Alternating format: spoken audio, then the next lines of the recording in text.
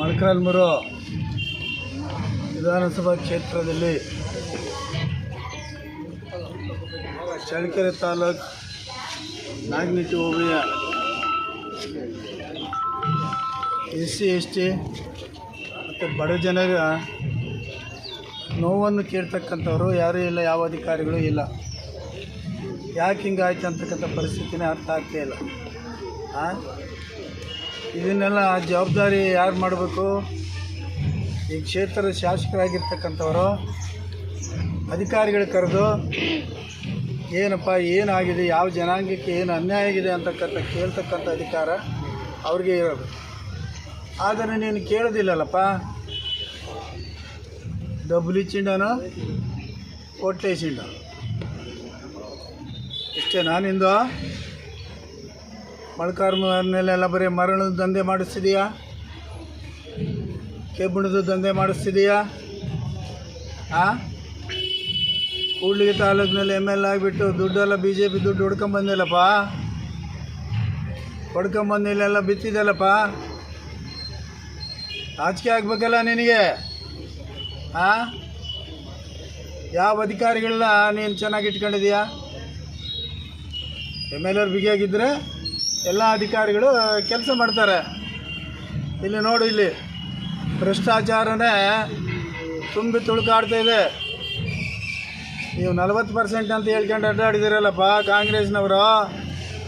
60%ಗೆ ಹೋಗಿದ್ದಿಲ್ಲ ರೀ ರಾಜ್ಯದಲ್ಲಿ. ಯಾರು ಕೇಳೋರಿಲ್ಲ, ಮಾಡೋರಿಲ್ಲ ನಿಮಗೆ. ಇಲ್ಲಿ ಭ್ರಷ್ಟಾಚಾರ ತುಂಬಿ ತುಳುಕಾಡ್ತಿದೆ ನಾಗನಟ್ಟಿ ಹೋಬಳಿ ಮತ್ತು ತಳಕು ಹೋಬಳಿಯಲ್ಲಿ. ಯಾರೋ ಜಮೀನು ಹೇಳಿದ್ರಲ್ಲ, ಈಗೆಲ್ಲ ನೀವೇ ಕೇಳಿದಿರಿ ಅವ್ರಿಗೆಲ್ಲ. ಅವರ ಅಹವಾಲುಗಳನ್ನು ನಿಮಗೆಲ್ಲ ವಿಡಿಯೋ ಪೇಪರ್ನಲ್ಲೆಲ್ಲ ಹೇಳಿದರು. ಯಾರೋ ಜಮೀನು ಯಾರಿಗೆ ಮಾಡಿಸ್ತಕ್ಕಂಥದ್ದು ಇದು ಯಾವುದಪ್ಪ ಕೆಲಸ? ಇದು ಮಾಡಬಾರ್ದಲ್ಲ ಇದೆಲ್ಲ. ಇಲ್ಲಿ ಅಮೃತ್ ಮಹಲ್ ಕಾವಲೈತೆ. ಆಮೇಲೆ ಅಮೃತ್ ಮಹಲ್ ಕಾವಲಲ್ಲಿ ಯಾವ ಕಾರಣಕ್ಕೂ ಜಮೀನು ಕೊಡೋಂಗಿಲ್ಲ, ಸುಪ್ರೀಂ ಕೋರ್ಟ್ ಆದೇಶ ಇದು. ಆಮೇಲೆ ಸರ್ಕಾರಿ ಲ್ಯಾಂಡು ಇದೆ. ಆಮೇಲೆ ರಿಸರ್ವ್ ಫಾರೆಸ್ಟು ಅದೂ ಆಯ್ತು. ಅದನ್ನು ಆಕ್ರಮಣ ಮಾಡಿಸಿದ್ದೀರಲ್ಲಪ್ಪ. ಇದೆಲ್ಲನೂ ಯಾರಿಂದ ಆಗ್ತವೆ ಇವೆಲ್ಲ? ಕೆಲವು ಬ್ರೋಕರ್ಗಳಿರ್ತಾರಲ್ಲ, ಬ್ರೋಕರ್ಗಳು, ಆ ಬ್ರೋಕರ್ಗಳಿಂದ ಈ ಕೆಲಸ ಆಗ್ತಕ್ಕಂಥದ್ದು. ಇನ್ನು ಮುಂದೆ ಆದರೆ ಆ ಬ್ರೋಕರ್ಗಳು ಇಂಥ ಹಲ್ಕ ಕೆಲಸ ಮಾಡಬೇಡ್ರಪ್ಪ. ನೀವು ನಿಮಗೂ ಒಳ್ಳೆಯದಾಗೋದಿಲ್ಲ, ನಿಮ್ಮ ಮನಸ್ಥಾನಕ್ಕೂ ಒಳ್ಳೆಯದಾಗೋದಿಲ್ಲ. ಸಾಕಿಲ್ಲಿಗೆ ನಿಲ್ಲಿಸ್ರಿ ಈ ಬ್ರೋಕರ್ ಕೆಲಸ ಮಾಡೋದು. ಆಮೇಲೆ ಧಮಕಿ ಹಾಕಿ ಮಾತಾಡ್ತಕ್ಕಂಥದ್ದು, ಇದನ್ನೆಲ್ಲ ನಿಲ್ಲಿಸ್ಬೇಕು. ಅಲ್ಲ ರೀ, ಅವ್ರು SC ST ಎಲ್ಲಿಗೆ ಹೋಗ್ಬೇಕ್ರಿ? ಅವರು ಮುಂಜಾರಾಗಿರೋದೇ ಕಷ್ಟ. ಅವ್ರ ಸ್ವಾಧೀನ ಅನುಭವದಲ್ಲಿ ಇರ್ತದೆ. ಅವರು ಇನ್ನೊಬ್ಬನಿಗೆ ಅವನಿಗೂ ಬರೀತಾರೆ, ಇನ್ನೊಬ್ಬನಿಗೆ ಅವನಿಗೂ ಮಾಡ್ತಾರೆ. ಇದು ಎಂಥ ಭ್ರಷ್ಟಾಚಾರ? ತಹಶೀಲ್ದಾರ್ ನೀವೇನು ಮಾಡ್ತೀರಿ? ನೀವು ಮೇಲಾಧಿಕಾರಿಗಳು ನೀವೇನು ಮಾಡ್ತೀರಿ? ಇವರು ಬಂದು ಸೈನ್ ಹಾಕಿದಟ್ಟಿಗೆ ನೀನು ಸೈನ್ ಹಾಕೋದು ಇಷ್ಟೇ ಕೆಲಸನ? ನೀವು ತಹಶೀಲ್ದಾರ್ ಬಂದಾಗಲಿದ್ದ ಇಡೀ ನಮ್ಮ ತಾಲೂಕಿಗೆ ಕೆಟ್ಟೋಗೋಯ್ತಲ್ರಿ. NOC ಕೊಡಬೇಕಾದ್ರೆ ಎಷ್ಟು ತಗೊಂತೀವಿ ಅಂತ ಅನ್ನೋದು ಹೇಳ್ಬೇಕಾ? ನಾವು ಅದನ್ನು NOC ತಗೋಬೇಕಾದ್ರೆ ಎಷ್ಟು ತಗೊಂತೀವಿ ಅಂತ ಹೇಳ್ಬೇಕಾ? ಆಚೆಗೆ ಆಗಬೇಕಲ್ಲಪ್ಪ ನಿಮಗೆಲ್ಲ ಅಧಿಕಾರಿಗಳಿಗೆ. SC ST ಬಡ ಜನಗಳೆಲ್ಲ ನೋಯಿಸ್ತೀರಲ್ಲಪ್ಪ ನೀವೆಲ್ಲ. ಇದೆಲ್ಲ ನಿಮ್ಗೆ ಒಳ್ಳೆಯದಾಗುತ್ತಾ?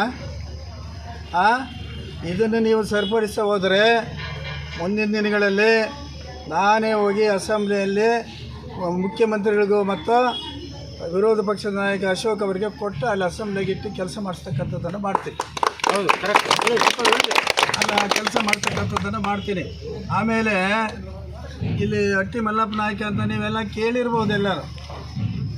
ಆತ ಈ ನಾಯಕನಟ್ಟಿಯ ದೊರೆ ಆತ. ಬರೀ ನಾಯಕರಿಗೆಲ್ಲ ದೊರೆ ಆತ, ಎಲ್ಲ ಜನಾಂಗಕ್ಕೂ ಸೇರಿರ್ತಕ್ಕಂಥ ದೊರೆ ಆತ. ಆತಂದು ಒಂದು ಜಮೀನೈತೆ, ಅದೊಂದೊಂದು ಜಮೀನೈತೆ. ಅದನ್ನು ಯಾರ್ಯಾರು ಮಾಡಿದಾರಂತೆ ನೋಡಿ. ನೀವು ಆಲೋಚನೆ ಮಾಡಿರಿ. ನೀವು ಆಲೋಚನೆ ಮಾಡಿಬಿಟ್ಟು ಒಂದು ಸೂಕ್ತವಾದ ನಿರ್ಧಾರವನ್ನು ತಗೊಳ್ತಕ್ಕಂಥ ಕೆಲಸವನ್ನು ತಾವು ಮಾಡಬೇಕು. ಯಾಕಂದರೆ ಊರು ದೊಡ್ಡದು. ಅವತ್ತ ದೊರೆ ತಿಪ್ಪೇಸ್ವಾಮಿಗೆ ಆಶ್ರಯ ಕೊಟ್ಟಿರೋನೇ ಆತ, ಹಟ್ಟಿ ಮಲ್ಲಪ್ಪ ನಾಯಕ. ಆತ ಕೊಟ್ಟಿರ್ತಕ್ಕಂಥನೇ ಇಲ್ಲಿ, ಬೇರೆ ಯಾರೂ ಅಲ್ಲ. ಒಡ್ನಳ್ಳಿ ಮಾರಮ್ಮ ಇರ್ಬೋದು ಅಥವಾ ತಿಪ್ಪೇಸ್ವಾಮಿ ಇರ್ಬೋದು ಕೊಟ್ಟಿದ್ದಾನೆ. ಆತನ ಸಮಾಧಿ ಮತ್ತು ಜಾಗನೇ ಕಬಳಿಸ್ತಾರೆ ಅಂದರೆ ಅರ್ಥ ಏನು ಹೇಳ್ರಪ್ಪ ನೋಡಿ. ಇಲ್ಲಿ ಬೇರೆ ಜನಕ್ಕೆ ಬಿಡ್ತಾರಾ? ಆದ್ದರಿಂದ ನೀವು ಇದನ್ನು ಪರಿಶೀಲನೆ ಮಾಡಬೇಕು. ಮಾಡ್ಕೊಂಡು ಮನವೊಲಿಸಿಬಿಟ್ಟು ಅವ್ರ ಜಾಗ ಅವ್ರಿಗೆ ಕೊಟ್ಟರೆ ಖಂಡಿತವಾಗಲೂ ಶಿವ ತಿಪ್ಪೇಶ ನಿಮಗೆ ಒಳ್ಳೇದು ಮಾಡ್ತಾರೆ.